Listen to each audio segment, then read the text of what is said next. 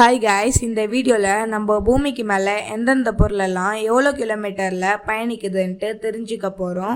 Number 1ல் aeroplane. இது 10 kilometre மேலே பயணிக்குது. இது பயணிக்கிற இடத்த அடி வளிமண்டலம்னு சொல்லுவாங்க. 2வது இடத்துல ஃபைட்டர் ஜெட்ஸ் எல்லாம் இருக்குது. இது 10லேருந்து 50 கிலோமீட்டர் தூரத்தில் பயணிக்கும். இது பயணிக்கிற இடத்த படைமண்டலம்னு சொல்லுவாங்க. இந்த படைமண்டலத்துக்கும் அடிவெளி மண்டலத்துக்கும் நடுவில் தான் ஓசோன் லேயர் இருக்குது. அடுத்து இடைமண்டலம். இந்த இடத்துல தான் நம்ம பூமியை தாக்க வர ஆஸ்ட்ராய்டெல்லாம் எரிஞ்சு போகுது. இது 50லேருந்து 85 கிலோமீட்டர் தூரத்தில் இருக்குது. அடுத்து ஸ்பேஸ் ஸ்டேஷன் பயணிக்கிற இடம். இது வெப்ப வெளி மண்டலம்னு சொல்லுவாங்க. இது 85 கிலோமீட்டர்லேருந்து 400 கிலோமீட்டர் தூரமாக இருக்குது. அடுத்து புறவெளி மண்டலம். இது 400லேருந்து 1600 கிலோமீட்டர் தூரத்தில் இருக்குது. இங்கே எந்த பொருளுமே இருக்காது.